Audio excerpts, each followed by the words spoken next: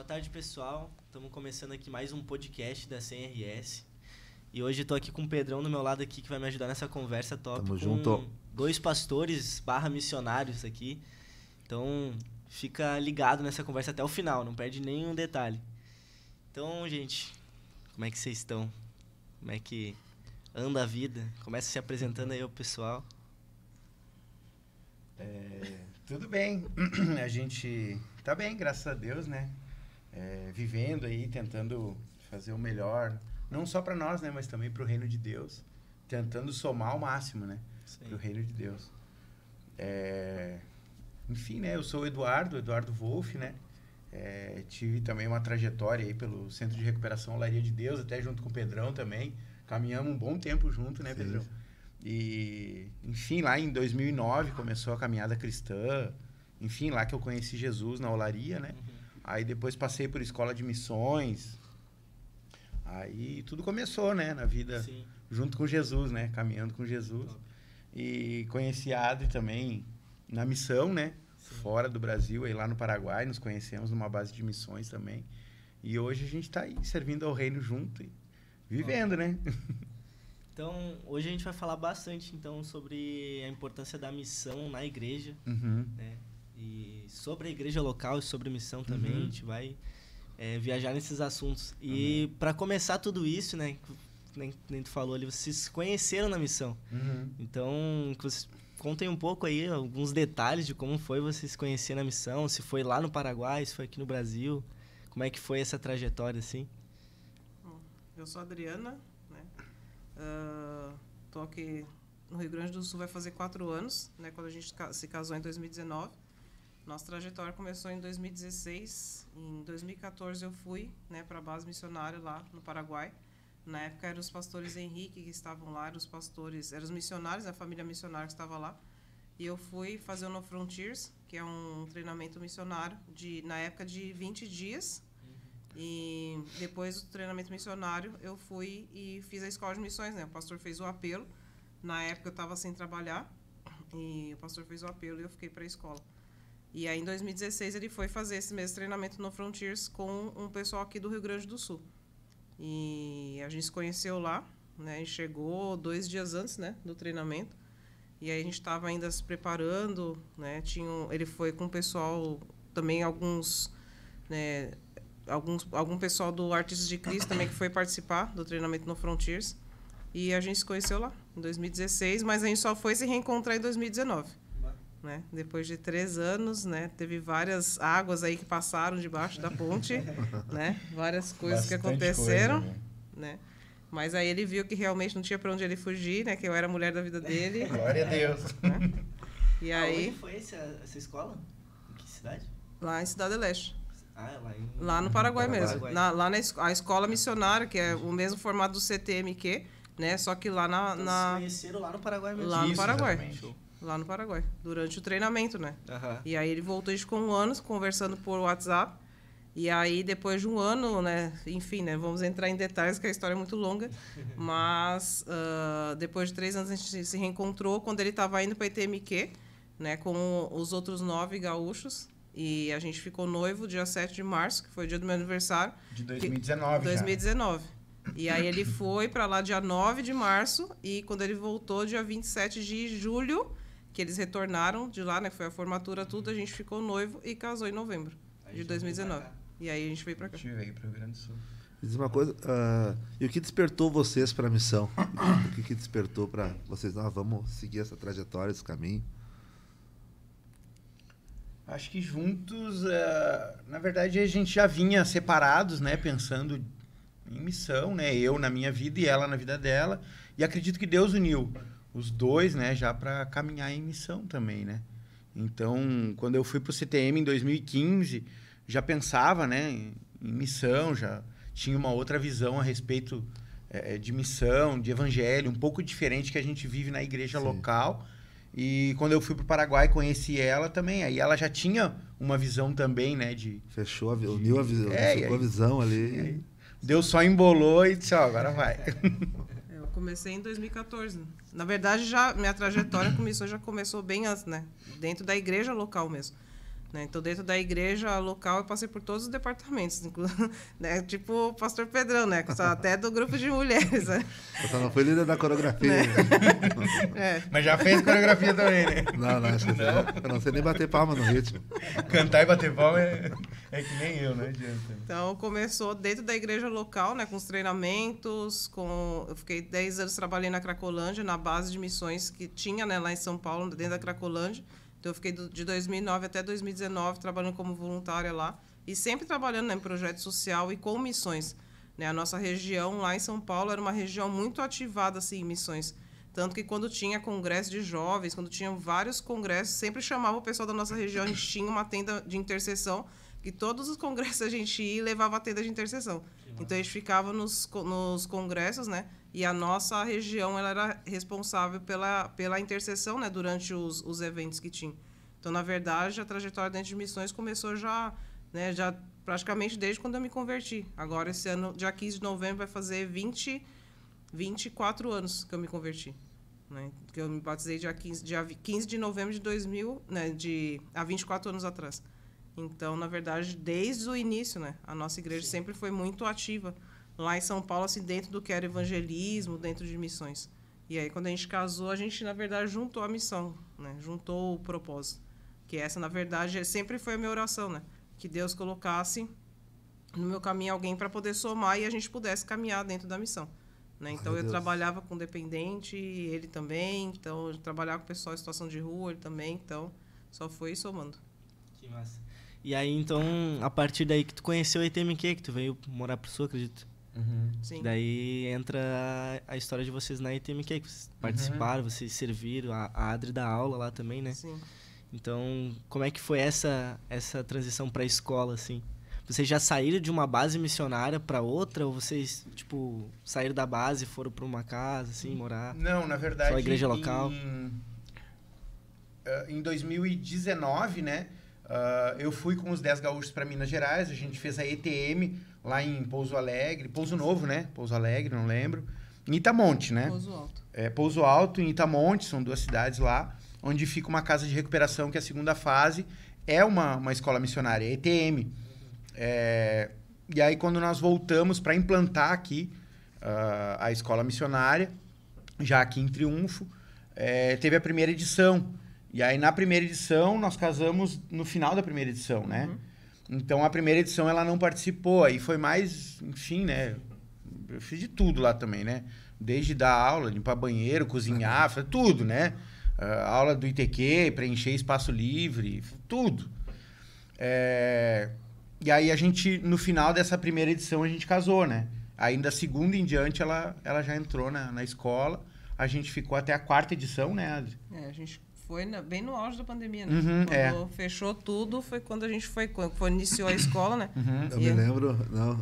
Eu me lembro, nesse tempo aí que a gente tava lá na escola, e daí, tipo, ficava um grupo numa chácara, outro grupo na outra. Aí, tipo, só se fechava cruzando no caminho, assim, que vocês iam dar pra aula numa base, enquanto eu tava na outra. Aí eu descia, subia, É verdade, e era uma loucura, né? Sim. Nós trocava, né? Porque era só nós que tinha de professor, né? Pandemia, não tinha ninguém. E nós tava todos isolados. Então, a gente tava tudo isolado junto, né? Sim. E aí, o Pedrão dando aula pros meninos, nós pras meninas. Depois nós cruzava o caminho. Nós só trocava a turma, né? E aí, muito doido, né? Foi a escola com mais número de alunos, né? Foi a segunda edição. Foi a segunda. Tinha 72 alunos, se eu não me engano, 62, alguma coisa assim. Acho que era 72 com a equipe, né? Com servos, dava mais de 100. Tranquilo, dava. Daí tinha mais equipe, chácaras, né? Daí um ficava aqui, outro ficava lá. É algo que a gente vê escasso, né, nas bases missionárias hoje em dia, né? Tipo, bastante pessoas. Sim. Nem o pessoal olha pra nossa escola até se apavora, né? Tipo, de ter tanto aluno, assim. Às vezes a gente acha que nem tem tanto. Mas que nem... Tu vai ver outras bases missionárias, tem 4, 5 pessoas. Sim, lá no Paraguai, a minha turma tinha 8, quando eu fiz. Depois eu coordenei as outras próximas 2 turmas, que foi de 2015 e 2016, e tinham... uma turma tinha 10 e a outra tinha 8. Então, na verdade, a média sempre é essa, né? Assim, sim, nunca tem muito aluno. Quando eu fiz CTM em 2015 também, nós éramos 7 alunos também. Então, essa média, né? De 7, 10, 12... 15 já é uma turma muito grande. Sim. E aí, quando a gente saiu na quarta turma, né? Antes do prático. Porque, na verdade, Deus tinha um propósito pra gente voltar, né? Deus disse pra gente voltar e ele voltar a trabalhar e a gente começa a trabalhar na igreja local. E queira ou não queira, é uma renúncia, né? Porque geralmente uma escola é 3 meses, 4 meses, depende da escola. E aí tem que deixar tudo para ir para lá, ficar isolado lá, ficar um tempo. Então, você tem que ter muita coragem, né? E muita convicção do chamado para deixar as coisas e ir para uma base, ficar esse tempo lá, de preparo, né? E, na verdade, a gente só entende depois que tá lá, né? Depois que a gente tá lá vivendo aquilo, chega um ponto que a gente não quer mais voltar, né? Depois de 2, 3 escolas, a gente até reluta. Pô, vou voltar a fazer tudo isso. Foi assim quando nós voltamos, né? No final da 4ª edição, nós orando, né? E Deus deu o comando. Foi claro, foi muito claro isso que a gente ouviu. Tanto que a gente falou com o pastor Paulo César, ele, não, vão, tá na bênção. É o tempo, né? Ele mesmo entendeu que foi o tempo. E eu perguntando, questionando Deus, mas o que eu vou fazer aqui, Deus? Lá a gente tem tudo, a gente tá servindo o reino, tá fazendo tudo lá. E muito doido, aí tinha uma moto, né? Uma titazinha, pequenininha, né? Uma motinho lá. E eu olhava pra moto e Deus falava comigo, bota um baú na moto e trabalha com a moto. Mas, senhor, eu fui motoboy há vários anos, eu vou voltar pro passado. E não, é teleentrega. Mas como assim, Deus? Então confirma. Aí um dia nós já... Enfim, morando em Canoas ali, aqui, né? Eu fui levar a Adriana cedo para fazer um exame ali no bairro Rio Branco. E aí eu sabia que tinha uma base de teleentrega ali no bairro Fátima. Eu cheguei, parei na frente da base de manhã cedo, era umas 7 e pouco da manhã. Antes de 7h30 tinha um rapaz, quando veio chegou a dona. Eu comecei a conversar com a dona e tal. Ela disse, não, pode começar, tem baú, tem moto, tem tudo. Não, posso dar jeito. Beleza.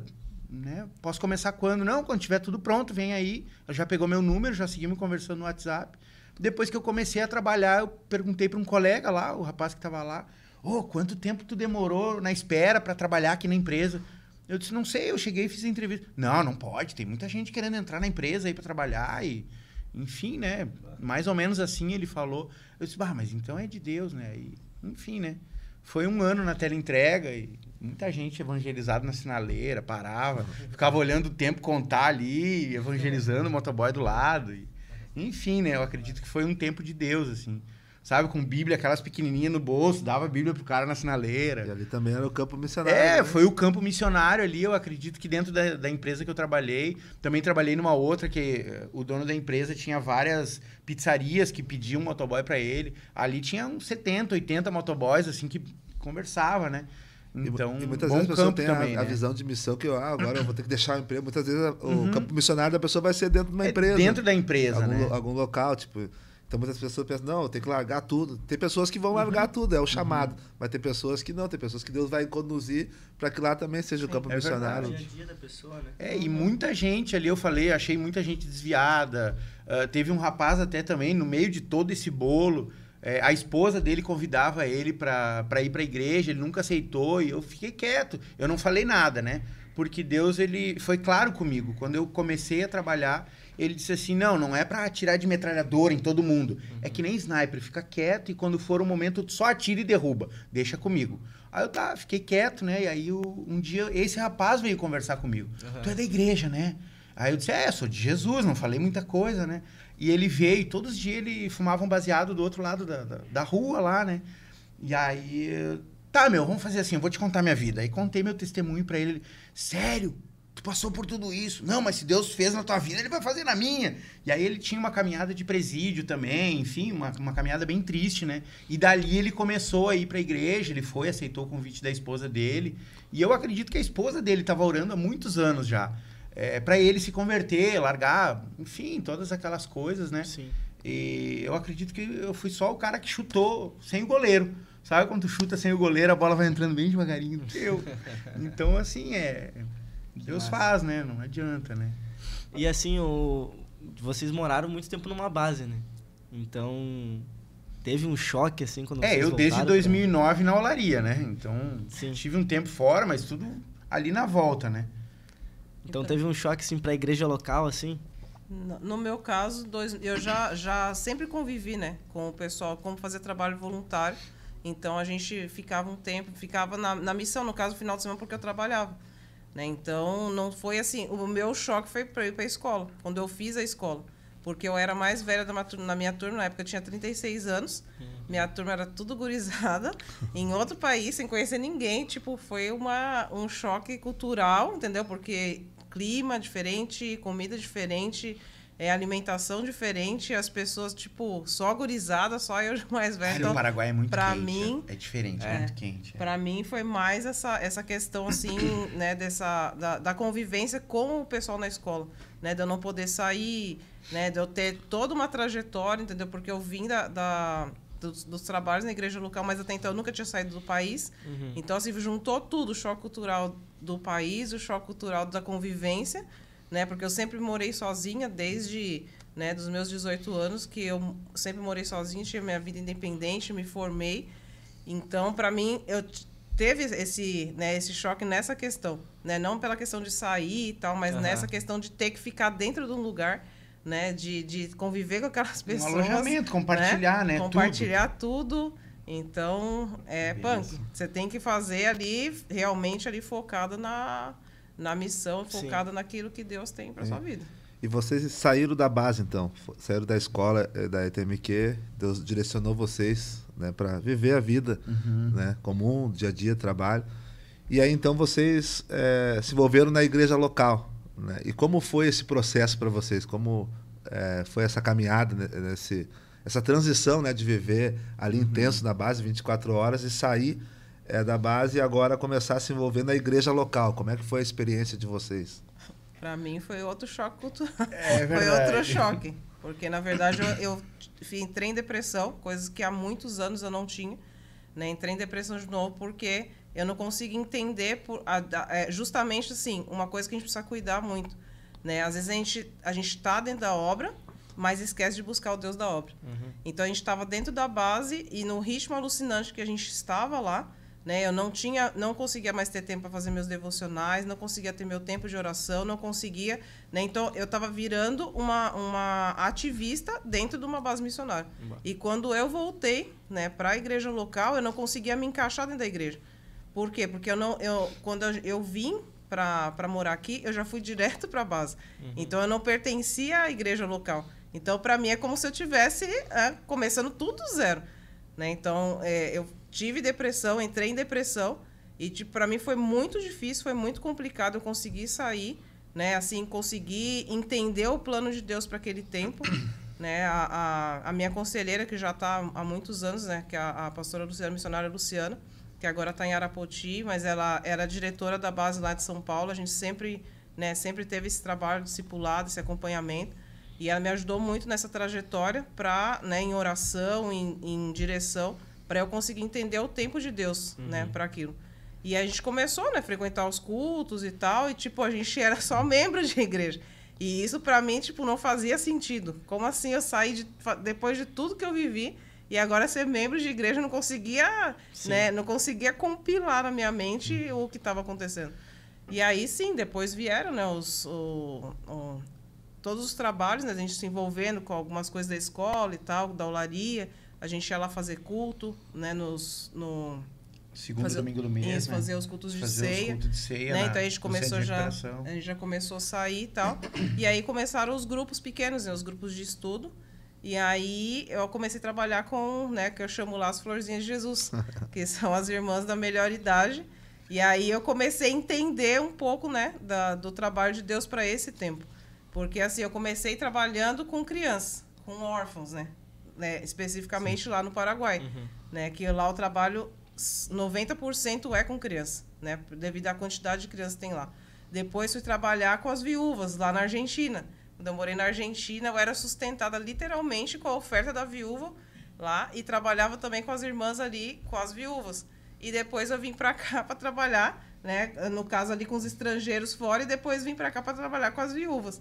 E aí consegui entender, né? As coisas começaram a se encaixar e outras coisas começaram.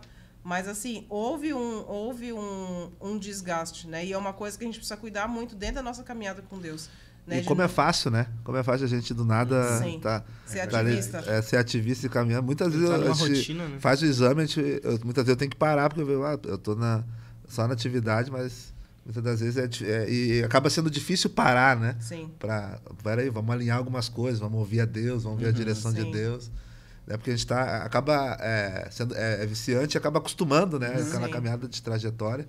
Né? Então, aí, agora, a Adri falando de um ponto, mas tem outros pontos também aqui, como a Adri vocês estavam na questão da liderança, ajudando, mas tem pessoas que são diferentes, eles acabam saindo da base missionária, que estão lá para receber, para aprender, e aí acabam que recebe, aprende, e aí vão para uma igreja local. Eu estava pensando nessa situação e também. É nesse ponto questão. Que daí muitas vezes chegam incendiado na igreja, chegam querendo fazer tudo na igreja. Em um outro ritmo, né? A realidade é outra, né?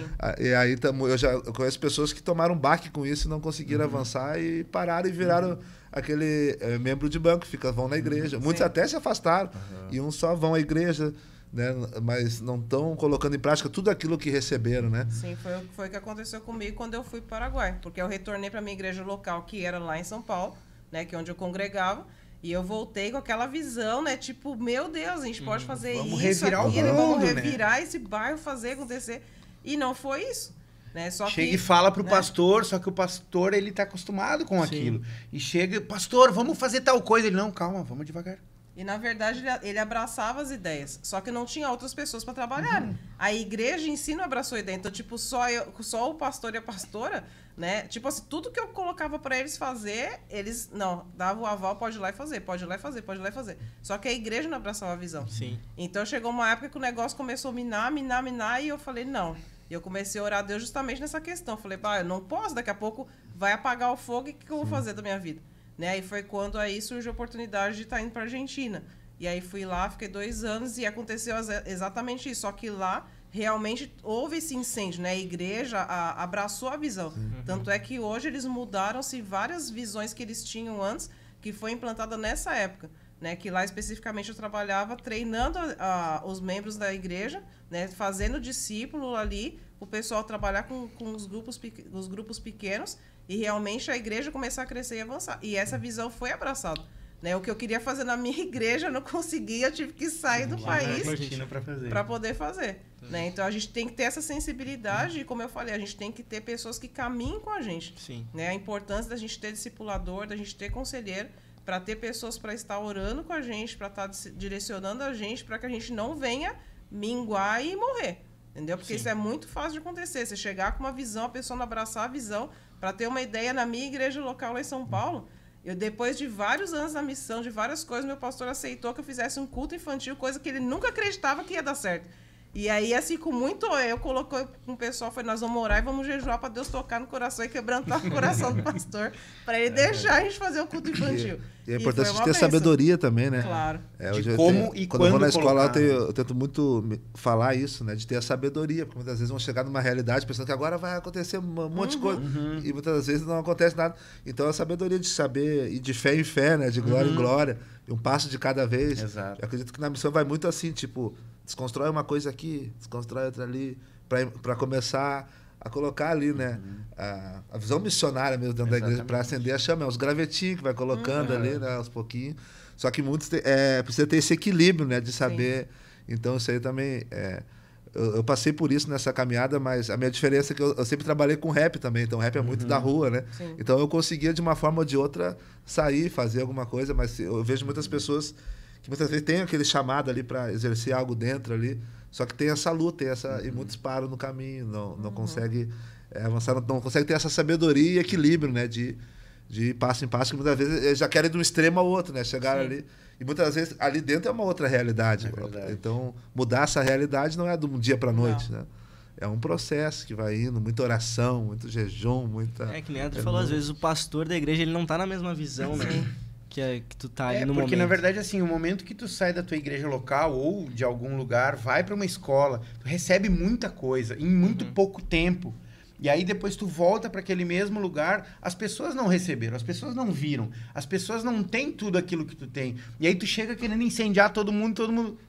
pirou, tá louco, ó, tá fora da casinha. Não, isso aí não vai dar certo. Não, culto de criança. Não, mas aqui a gente nunca fez. Então, nós não vamos fazer. Às vezes até o próprio pastor da igreja local não é que não acredite, é que ele nunca viu aquilo funcionar.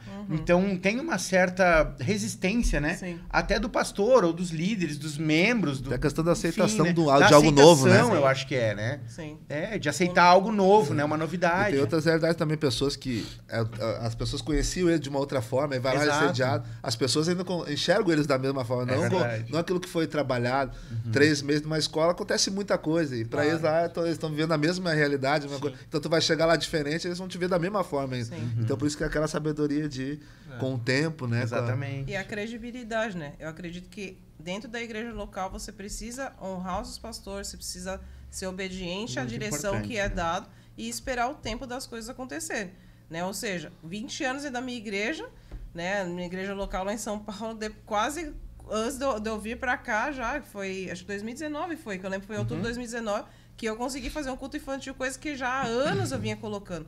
Só que assim, todo o tempo que eu vivi dentro da igreja local, eu nunca fui acima daquilo que o pastor colocou, quando ele dizia que não era não, né? Quando eu via que alguma coisa aí, eu ia orar, colocava diante de Deus, para Deus dar a direção, né? Então eu vejo que isso é muito sério, a questão de você ter credibilidade com os pastores e com os irmãos. Porque quando a gente colocava alguma coisa para fazer, eu dava a ideia, os irmãos abraçavam. Por quê? Porque tinha credibilidade. Né? Então, assim, uma coisa colocava, um dava desculpa, eu não vou porque eu tenho, agora estou fazendo faculdade e tal. Então, toda a minha trajetória, eu fui dentro da igreja local e as pessoas acompanharam essa trajetória.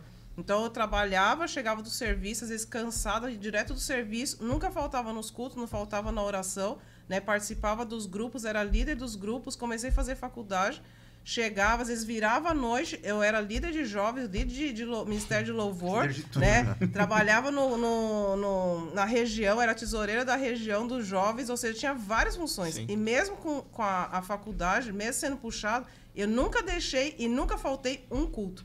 Né? Toda a programação, reunião, tudo que tinha, eu estava lá.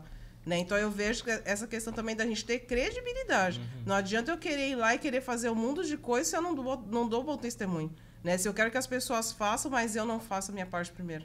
E é o que tem acontecido bastante nas igrejas também, né? É a falta de credibilidade, a falta de sabedoria, de obediência, de um missionário que vai para uma base, vai para uma agência missionária e volta para sua igreja local e se depara com outra realidade. E aquilo para ele dá um choque na mente dele, ele sai, tipo, vira, sei lá, independente. Não, vou ficar numa base aí, não vou servir igreja, vou, sabe? Então, os desigrejados. Os desigrejados, Então, já pra gente partir pro encerramento, eu vou fazer a última pergunta aqui. Qual vocês acham que é a importância da igreja na missão? A importância da igreja local na missão? Na verdade, tem um papel importante, né, que seria... Muitas vezes as igrejas não têm como manter alguém no campo, né? Sim. Mas, assim, através de oração, envio de pessoas, enfim, diversas maneiras, né? Mas eu acredito que a oração, a intercessão por aquelas pessoas tem um grande peso em cima das pessoas que estão hoje na missão. A missão da igreja local também, do acolher as pessoas da volta, né? Os vizinhos, parentes das pessoas. Muitas vezes os próprios membros da igreja, né? O meu parente lá não vem na igreja, mas, pastor, o que a gente pode fazer? Às vezes, poxa, não tem muito o que fazer se a pessoa não quer. Então, às vezes é orar, interceder mesmo, né? Para que caia por terra essas barreiras, né? Que as pessoas estão aprisionadas, né? A igreja local é a base da missão, né? Na verdade, sem a igreja local não existe missão, né? Na verdade, o campo missionário começa dentro da nossa casa. Se a gente não ganhar a nossa família, se a gente não estiver preparado para a gente ganhar a nossa família, a gente não está preparado para ganhar outras pessoas lá fora. Então, a gente tem que dar bom testemunho, a gente tem que buscar, a gente tem que orar primeiro pelos que estão dentro da nossa casa, para depois sair. E esse é o papel da igreja local. Né? A igreja local ela tem que preparar as pessoas, né, dentro de missão, conscientizar os discípulos, né, as pessoas que estão dentro da igreja, o que é a missão. Porque muita gente acha que missão é só eu sair da onde eu estou e ir para outros lugares. Na verdade, não. O que eu faço dentro do meu bairro para a minha comunidade, ou seja, a igreja está lá para servir a comunidade. A comunidade tem que entender que a igreja está ali para servir, como aconteceu agora recém, né, um catástrofe natural aí. A igreja está ali para servir, para abrigar as pessoas, para coletar a doação. Ser relevante onde ela está, né? Exatamente, ela tem que ser um referencial. Então, a missão sem igreja local não existe, né? Porque tudo começa na igreja local. Tudo que eu fui treinado, tudo que eu aprendi hoje foi dentro da minha igreja local, né? Ali na questão de oração, então não sustenta. A igreja local, ela precisa sustentar, né? A pessoa que sai para fazer missão transcultural, que seja, a igreja local tem que sustentar em oração, a igreja local tem que estar movida, né? Para enviar, para fazer ali. E para que isso aconteça, a igreja tem que ser um referencial. Ela tem que ser a diferença ali onde que ela está. Né? As pessoas têm que conhecer, conhece a igreja, conheço a igreja que faz isso, faz aquilo. Ou seja, ela tem que ser um referencial aonde ele está. Então, não tem como falar de missão sem falar de igreja local. Também o papel da volta, né? A igreja envia, mas a igreja que recebe também. Então, tipo... E antes do id é o vinde, né? Exato. O vinde, é verdade. Então, mas foi muito massa esse papo que a gente teve agora. E também a gente tá vai ter o prático, né? Que vocês vão liderar esse prático para o Paraguai. Então, agora em novembro. Se nada mudar, né? Até lá, se nada mudar até lá, iremos, né? Se nada mudar, retornarão às origens. Então, pra gente vai ser algo muito, né, muito de Deus, assim, a gente poder retornar lá depois de tantos anos, né? Onde tudo começou, né? Na casa da minha história com ele. E também na minha história, né? Dentro do campo transcultural. Fazer uma segunda lua de mel na base que nos conhecemos, né? No meio de todo mundo, né? Na verdade, novembro é nosso aniversário de casamento, né? E o nosso primeiro ano do aniversário de casamento foi dentro da missão. Nós estávamos num prático, encharqueados, né? Encharqueados. E a gente ganhou um bolo, ganhamos festa, gente. Que legal. O pessoal da igreja lá montou, né? Então, na verdade, vai ser algo, assim, bem diferenciado. Creio que Deus tem algo preparado, assim, vai ser muito bacana. Né? O Paraguai é um campo missionário muito grande, precisa muito, né? Então, creio que vai ser benção. E é do lado, né? Sim. De Porto Alegre é 1.000 quilômetros, né? E, na verdade, a visão que as pessoas têm de Paraguai é só Cidade Leste, né? Compras, Pedro Juan Cabaleiro. Droga, arma, não é isso. Pedro Juan Cabaleiro, crime organizado, né? E, na verdade, o Paraguai vai muito além disso, né? Muito além. É um campo missionário muito fértil. Um povo muito acolhedor, muito sensível. É gostoso, sabe? Tem muita... Só calor, é quente, né? Muita diversidade, né? Para você trabalhar lá dentro. Né? Então dá para você fazer de tudo um pouco, trabalhar com ribeirinho, dá para trabalhar com indígena, dá para trabalhar com criança, com dependente químico, com tudo. Com muçulmano, tudo. Então é bem bacana, bem legal. Show. Então deixa uma mensagem aí, que vocês deixem suas considerações finais e também deixe uma mensagem pra galera que tá assistindo aí, que queima por fazer missão, aquela galera que tá ali, mas fica tipo, será que é pra mim? Quero que você deixe uma mensagem aí, vocês têm experiência na área, né? Então já deixa suas considerações finais e um recado pra galera nessa câmera aqui. Adri, vai lá. Bom, falar pra galera que, né, estiver aí pensando em ser missionário transcultural, né? Na verdade, missionário tem que ser dentro da sua igreja, né? Ou seja, obediente ao seu pastor. O início do trabalho, né? Trabalhe na sua igreja local, limpem banheiros, né? Hoje em dia, coisa que a gente não vê. Né? Limpem banheiros, né? Ajudem lá, recolhem os copos do chão, tirem os chicletes que estão colados nas cadeiras. É assim que a gente é forjado, né? Não é carregando uma mochila e saindo pegando avião que a gente chama de... Não, a gente tem que começar do zero, né? Então tudo isso é o trabalho, né? Na verdade é o preparo de Deus. E se preparar, né? Fazer curso de idiomas, né? Fazer curso de culinária, fazer curso de escolinha de futebol, ou seja... Tudo dentro da missão é válido. Tudo. Não, nada na missão, nada é desperdiçado. Faça curso de primeiros socorros, de enfermagem, de padeiro, confeiteiro, tudo. Cozinheiro. Tudo que a palavra de Deus fala, que tudo que vier à sua mão, faça com excelência e faça como estivesse fazendo pelo Senhor. Então, na verdade, essa é a mensagem, né? Tudo que você estiver fazendo, ou seja, se você estiver na sua casa arrumando a sua cama, você está fazendo para Deus. Então, tudo que você fizer dentro do reino de Deus é relevante para fazer o reino avançar. Amém. É verdade. E se tu não faz na tua igreja local, não tem como tu fazer fora também, né? Tem que iniciar dentro de casa, a missão começa em casa. Isso aí. E para quem não tem o chamado para ir para fora, né? Faz a missão dentro de casa. Continua aí no trabalho, na universidade, enfim, né?